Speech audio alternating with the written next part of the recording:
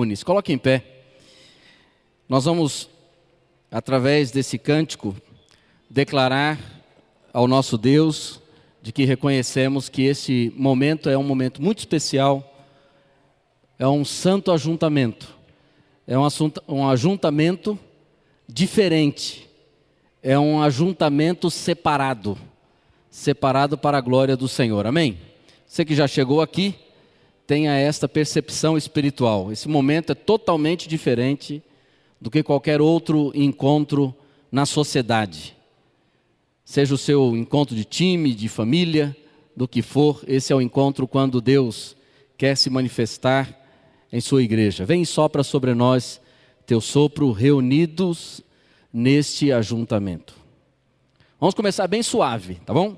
É como um prelúdio. Aí depois nós cantamos uma segunda vez, aí soltando a nossa voz e declarando isto ao Senhor.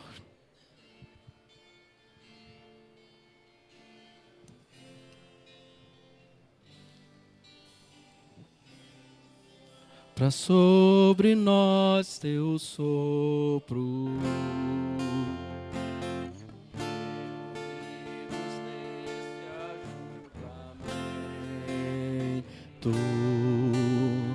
honra e santifica esse momento com a tua igreja que é teu povo. Faz teu rio de paz correr no meio desses que por fé vem bendizer-te, e a uma voz oferecer-te seus louvores, súplicas e anseios.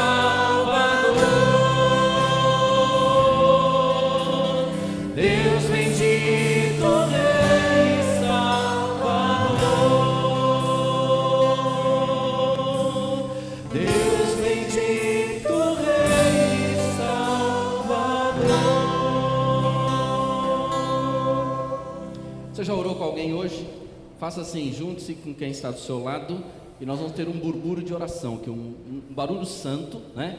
Com decência e ordem, mas orando. Se você não quer orar, você pode orar silenciosamente. Se quer orar sozinho, ore sozinho. Mas nós vamos agora todos nos unir numa busca do Senhor, para que esse tempo de adoração seja um tempo importante, um tempo relevante na presença dos nossos Deus. Se une com quem está do seu lado aí, comece a orar e a clamar ao Senhor.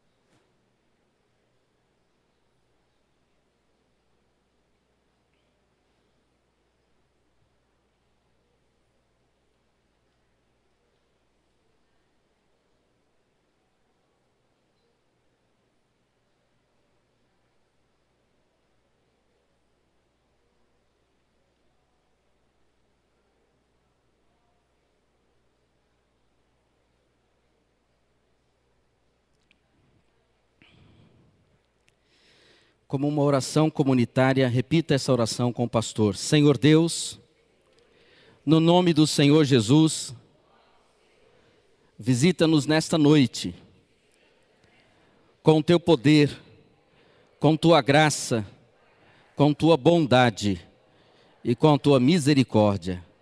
Oramos no nome de Jesus. Amém. Dê uma saudação a quem está do seu lado. Veja se tem alguém que nos visita, identifique. Diga a todos que estão perto de você que são bem-vindos.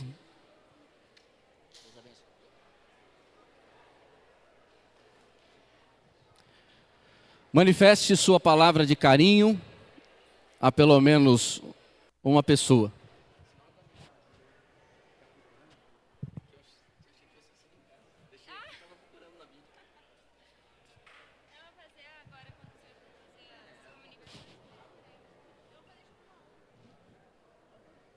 Que o tema fique visível, só isso aí.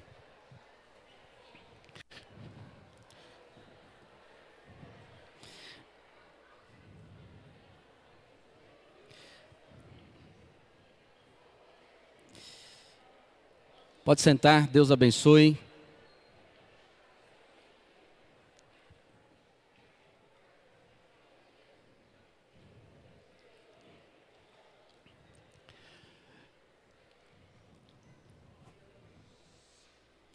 Eu vou pedir que você faça uso do boletim para se manter informado das atividades da igreja. A leitura do HCC 498.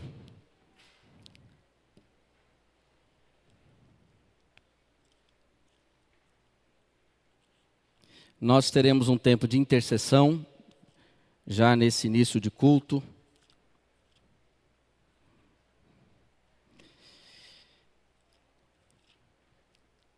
(498)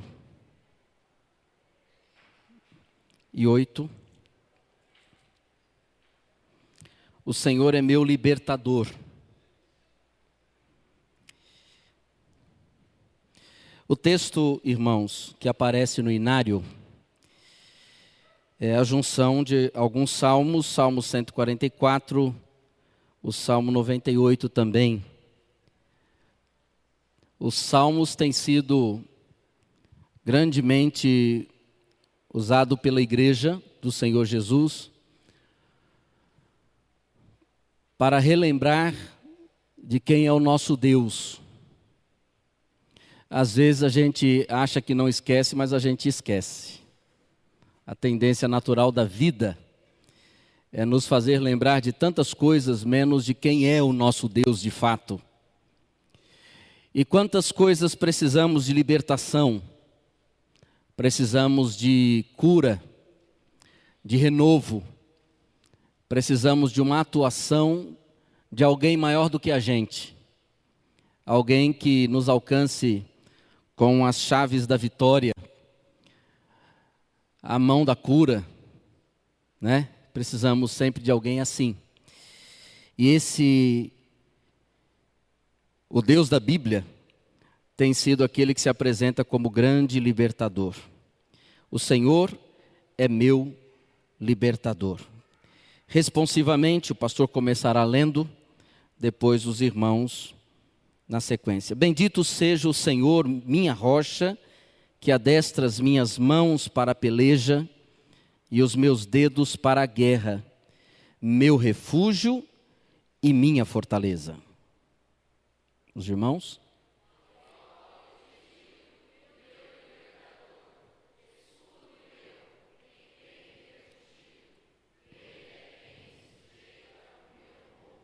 A ti, ó Deus, cantarei um cântico novo. Com a harpa de 10 cordas, te cantarei louvores. Igreja.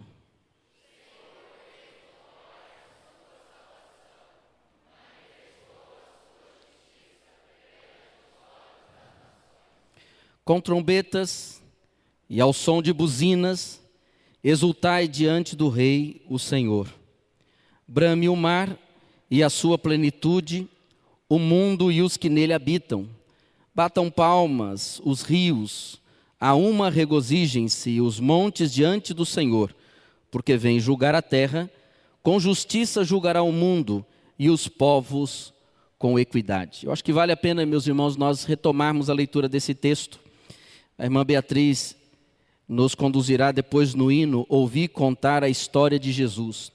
Uma das coisas que renovava a fé do povo constantemente era o contar das histórias do povo de Deus.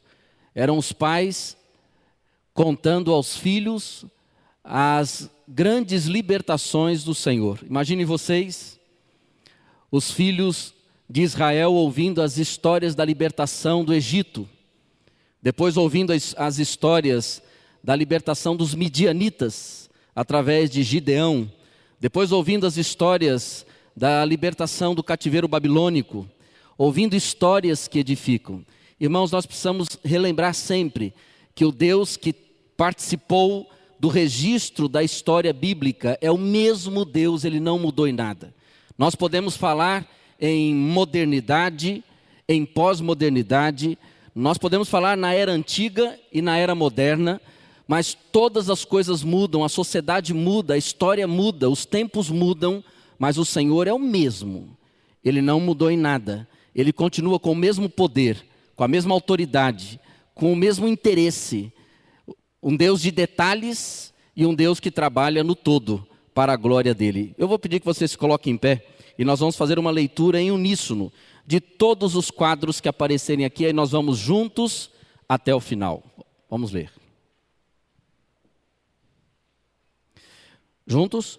Bendito seja o Senhor, minha rocha, que adestra as minhas mãos para a peleja e os meus dedos para a guerra. Meu refúgio e minha fortaleza, meu alto retiro e meu libertador, escudo meu em quem me refugio. Ele é quem me sujeita o meu povo.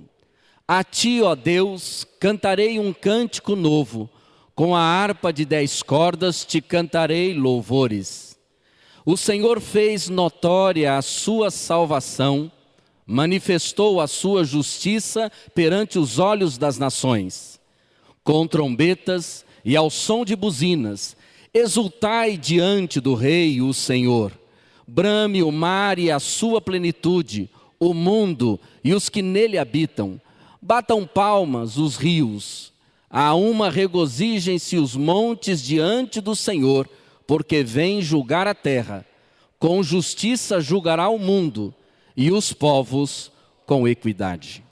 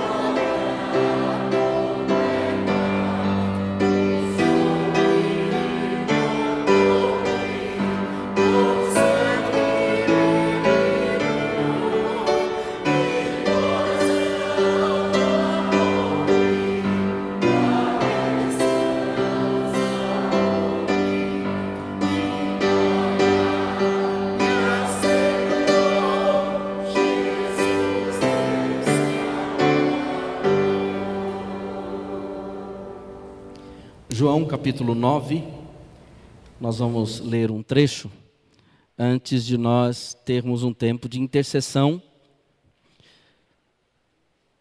Vamos ser renovados por esta história.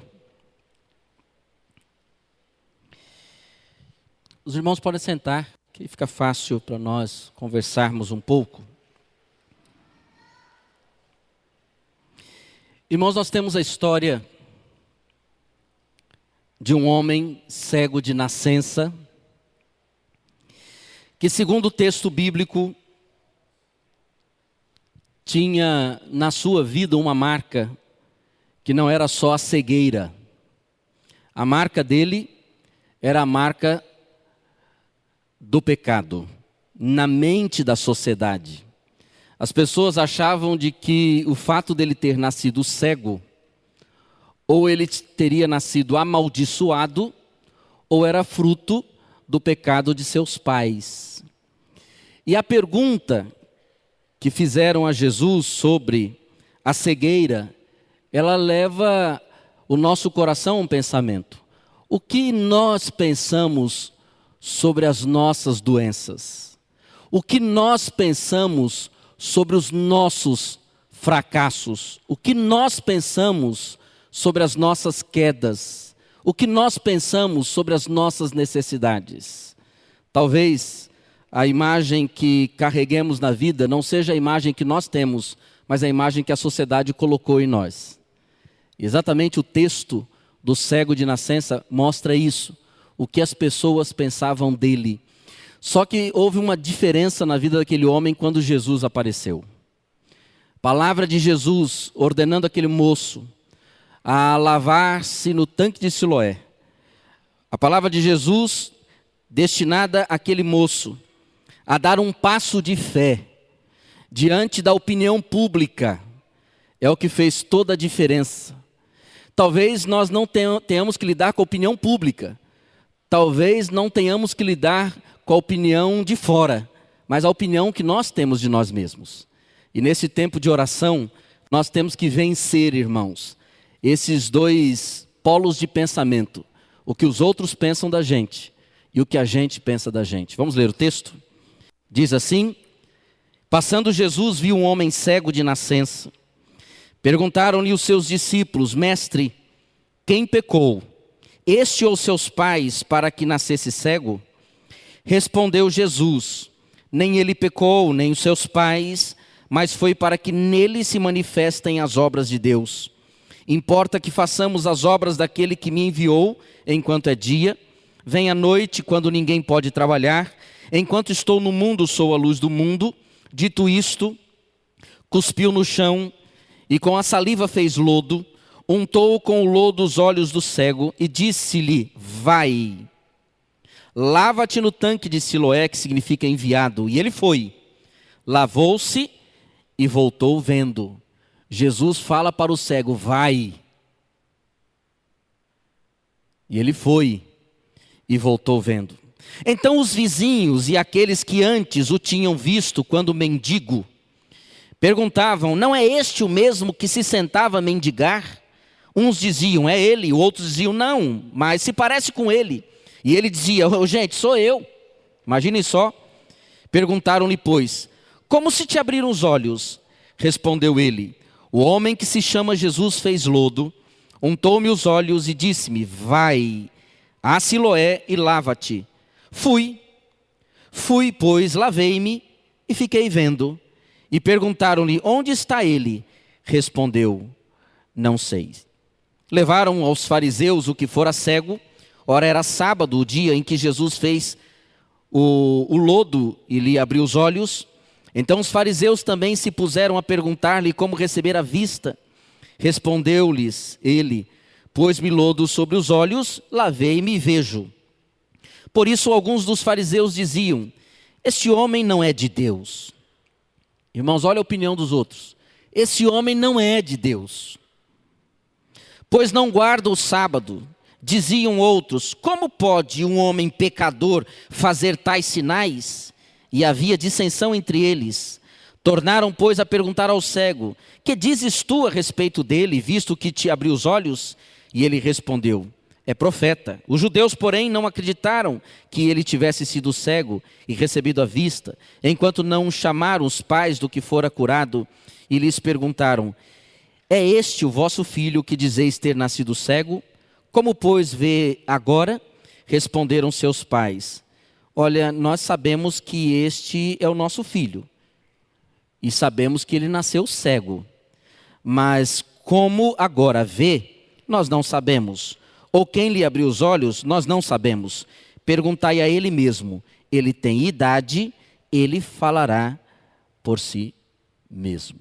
Irmãos, a história do cego de nascença, ela traz o pano de fundo para o nosso tempo de intercessão. Aquele homem mendigo tinha uma identidade, a identidade que os outros colocaram nele: você é cego e pecador. A identidade que a sociedade colocou nele.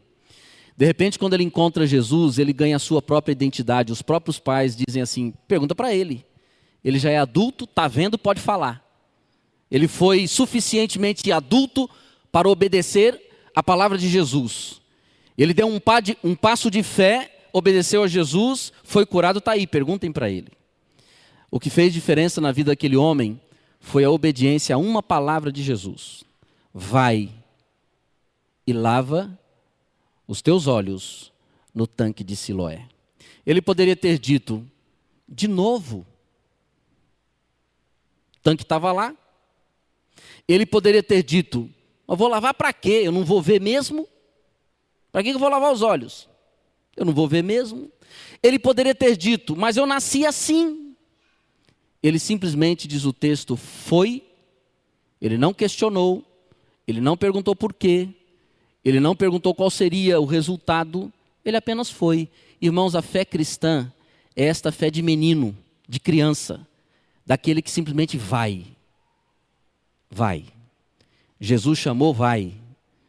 Quando você crê, diz o texto, você vê a glória do nosso Deus. Eu queria orar com você nessa noite, lembrando dessa história, desse testemunho de alguém que voltou ou passou a ver porque viu aquele que vê. Ele viu Jesus. Pela fé ele viu Jesus. E vendo Jesus, ele mudou a sua própria história. Você tem um pedido de oração? Tem uma necessidade para colocar diante do Senhor? Vem aqui à frente, vamos orar juntos. Enquanto nós ouvimos a melodia de uma canção, nós vamos depois louvar com cânticos espirituais. Mas antes, se você não vier aqui à frente agora e puder, abaixe sua cabeça, fique em oração. Venha bem perto de mim aqui para que vários irmãos se aproximem. Irmãos, o poder não sou eu. Eu quero sempre lembrar que o poder pertence ao Senhor. Mas vamos nos unir em oração por coisas que às vezes consideramos como já definitivas. Coisas que nós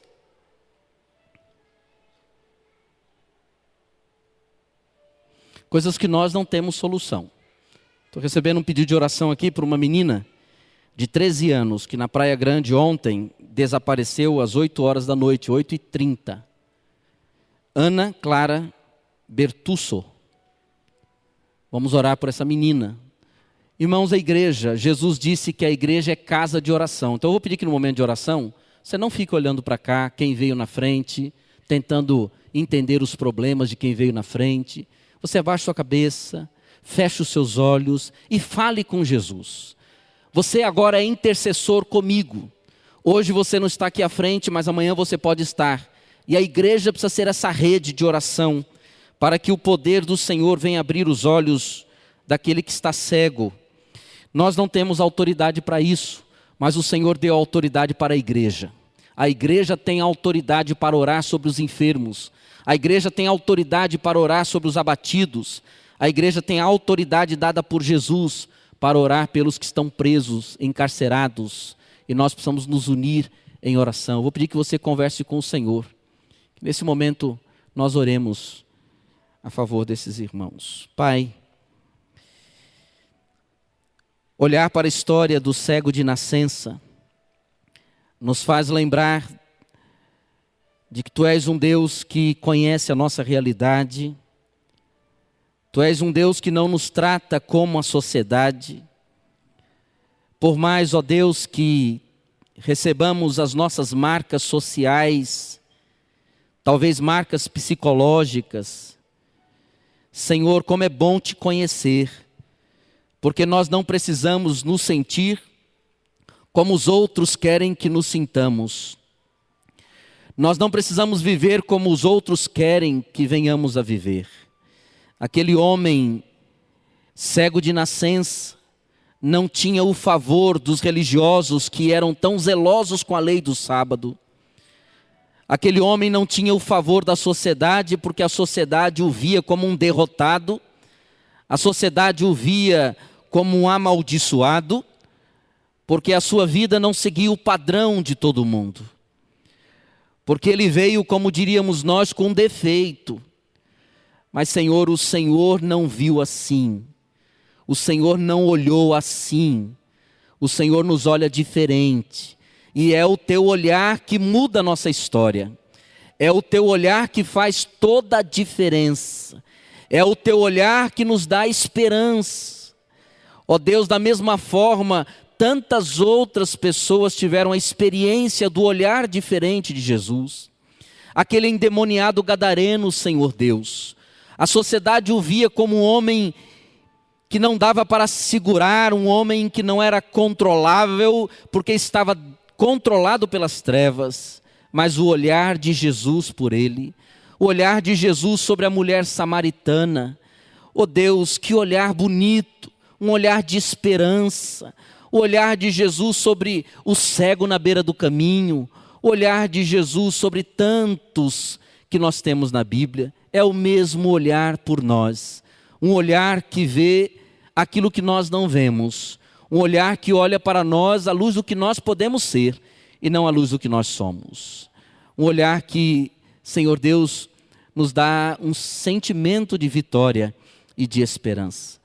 E é por isso que nesta noite, no nome de Jesus, quantas situações estão aqui no coração e na mente dos Teus filhos, das Tuas filhas, Senhor Jesus, são enfermidades, são coisas que já trouxemos de nascença, ou são coisas que nós adquirimos na sociedade. Senhor Deus, trazemos coisas na vida que nós procuramos e trazemos coisas na vida que nós não procuramos. Senhor, a vida é assim, e nós reconhecemos nesta noite que dependemos de uma palavra de Jesus, dependemos, ó Deus, de um toque de Jesus, dependemos que Jesus coloque o lodo santo no nosso machucado, na nossa ferida, na nossa cegueira. Ó Deus, nós precisamos do Senhor.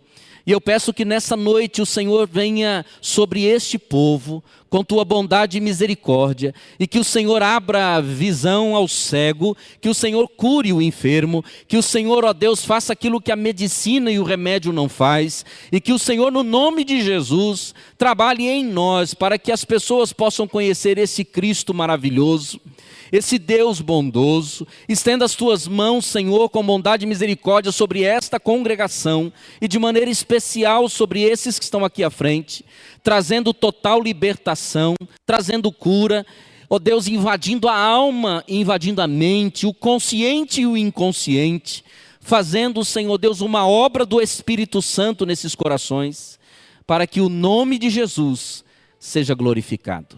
Ó Deus, da mesma forma que aquele cego não podia fazer nada por ele, a única coisa que ele podia fazer era dar um passo à luz de uma ordem, que esses que aqui estão, também assim o façam, à luz da ordem de Jesus, dar um passo de fé, de esperança, que eles não desistam antes do tanque, que eles não desistam sem chegar ao tanque, mas que eles continuem firmes e constantes, sempre abundantes, na vida e na obra do Senhor, sabendo de que tudo na Tua presença não é em vão, mas o Senhor está sempre com Tuas mãos estendidas, mãos de bondade e misericórdia. Oramos assim no nome de Jesus, nosso Senhor e Salvador. Amém, Senhor Deus. Amém, amém. Deus abençoe, viu? Deus abençoe. Amém. Obrigado, querida. Estejam em oração, então, por Ana Clara Bertusso, que desapareceu ali na Praia Grande.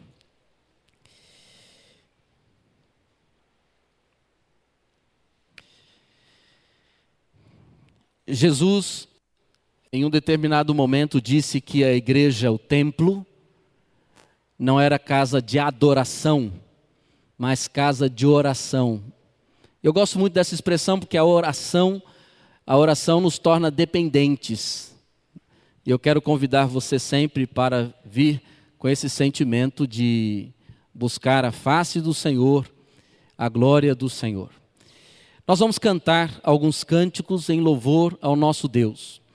E eu gostaria de perguntar a você, enquanto a equipe se prepara, qual o motivo que levaria, nós falamos sobre histórias, qual o motivo que levaria você cantar a Jesus, não só por cantar, mas cantar como se estivesse olhando nos olhos dele e adorando-o e exaltando com toda a alegria do seu coração?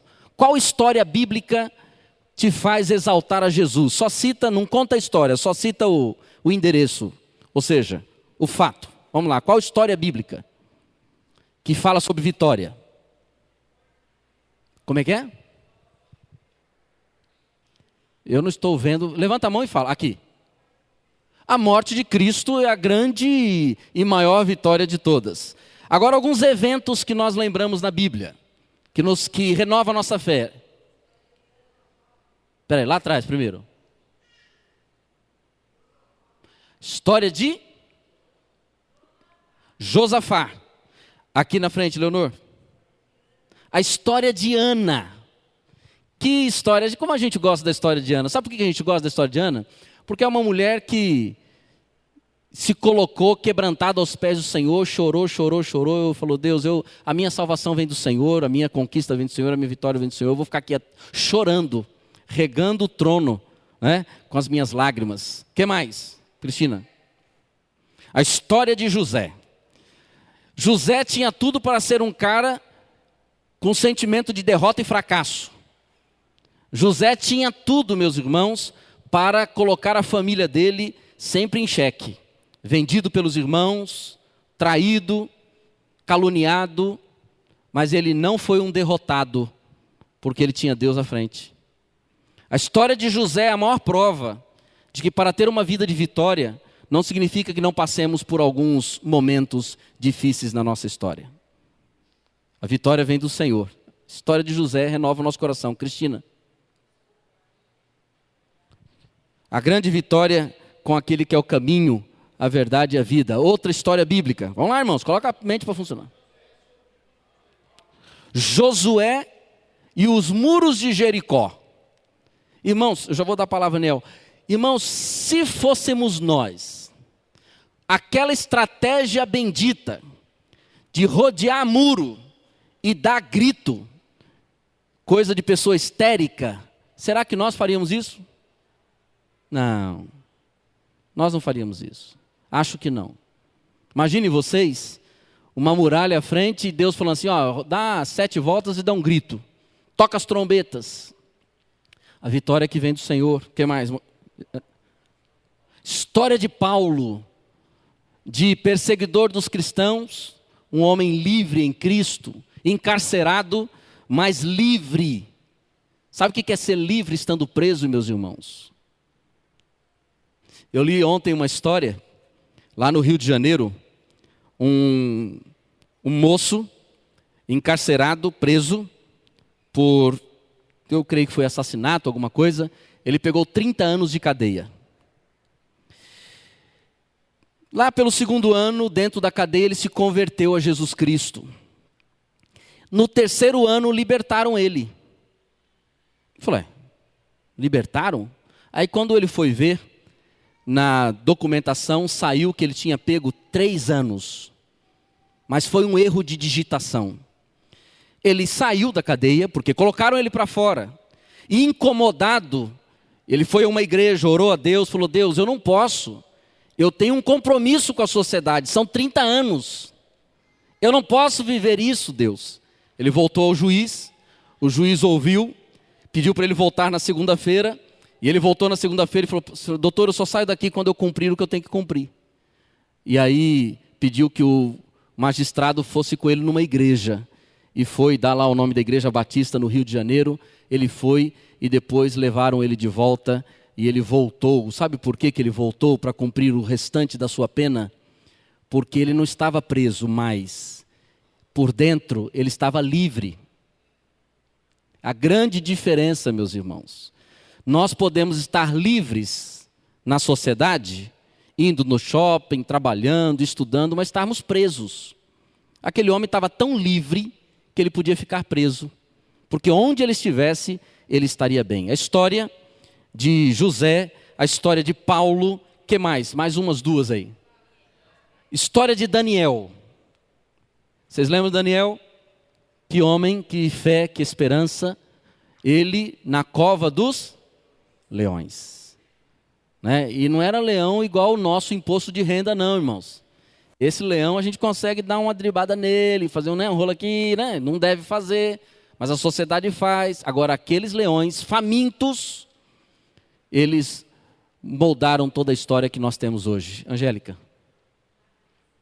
A história de Jabez, a oração de Jabez, uma oração de vitória, uma oração de esperança. Muito bem, irmãos, vamos cantar à luz desses fatos que nós temos na Bíblia e que se repetem hoje.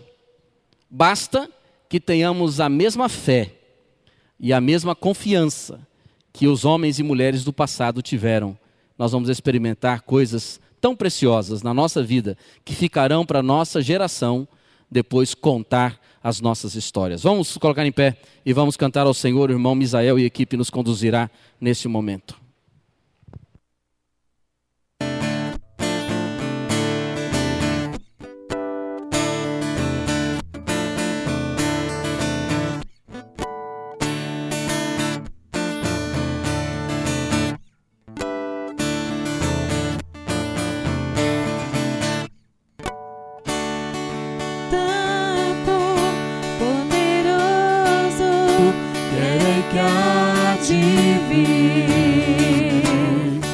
Deus da glória, és tão digno, eu me prostro a ti.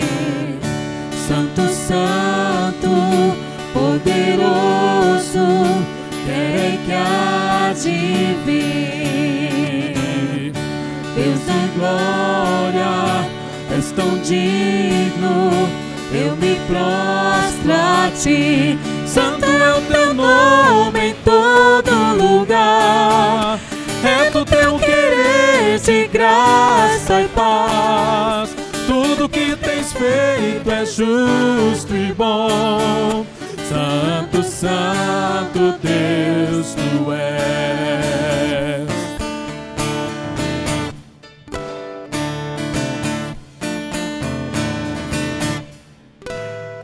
Santo, Santo, poderoso, querei que há de vir.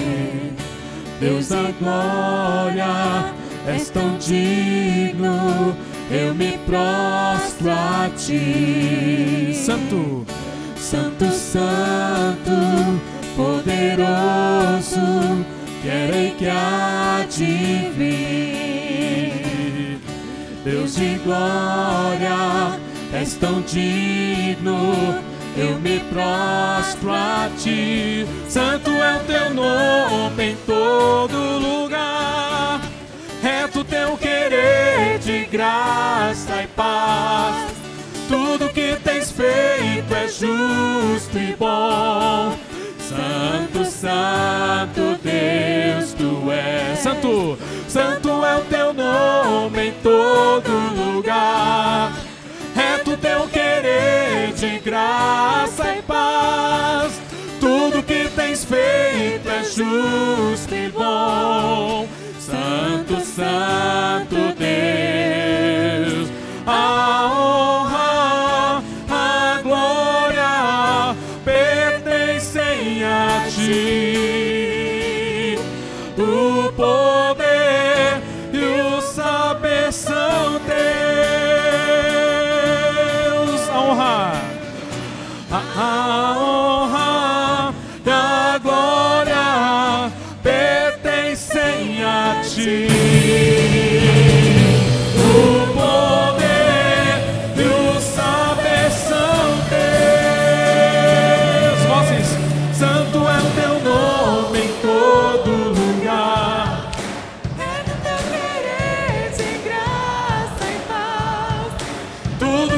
tens feito é justo e bom.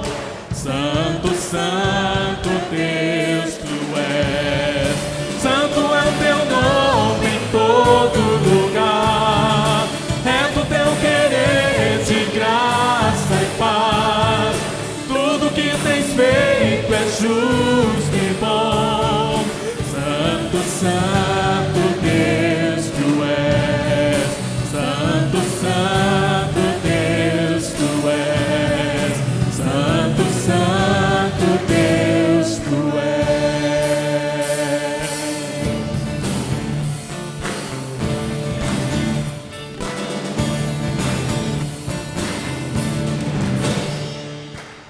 Amém?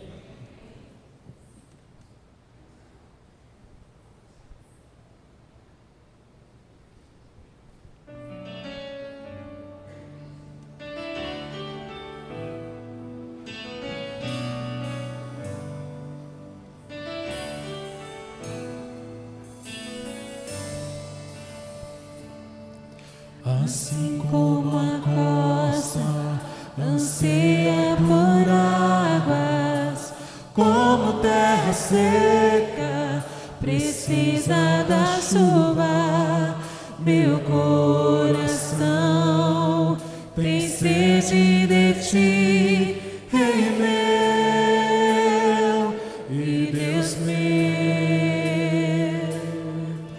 Assim como a costa anseia por águas, como terra seca precisa da chuva, meu coração tem sede de ti, Rei meu e Deus meu. Vai chover, Senhor Jesus, derrama a chuva neste lugar. Vem com teu rio, Senhor Jesus, inunda o meu coração. Assim como a costa, assim como a costa anseia por águas, como terra seca precisa da chuva, meu coração tem sede de ti, Rei meu e Deus meu. Vai chover, Senhor Jesus, derrama a chuva neste lugar. Vem com teu rio, Senhor Jesus, inunda o meu coração. Vai chover, Senhor Jesus, derrama a chuva neste lugar. Vem com teu rio, Senhor Jesus, inunda o meu coração.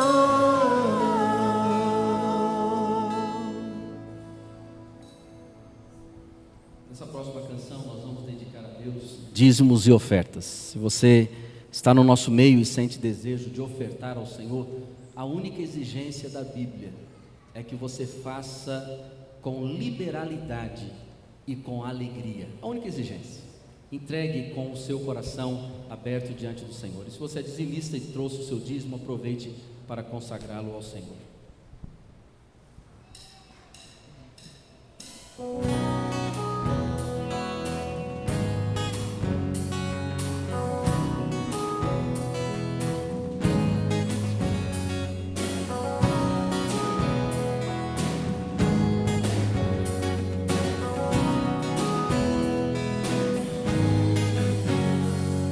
Meu melhor a ti eu darei, pois donos de nada sou.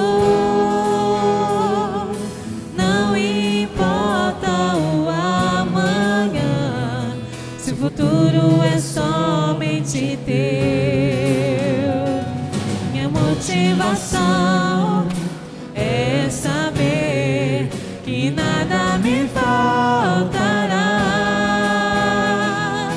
pois eu sei que o meu Deus em tudo me suprirá. O meu coração se enche de gratidão pela tua fidelidade, por saber que as janelas dos céus estão abertas para que minha vida tenha maior provisão. O gafanhoto não tocará em nenhuma porção do que o Senhor preparou para ser a minha herança.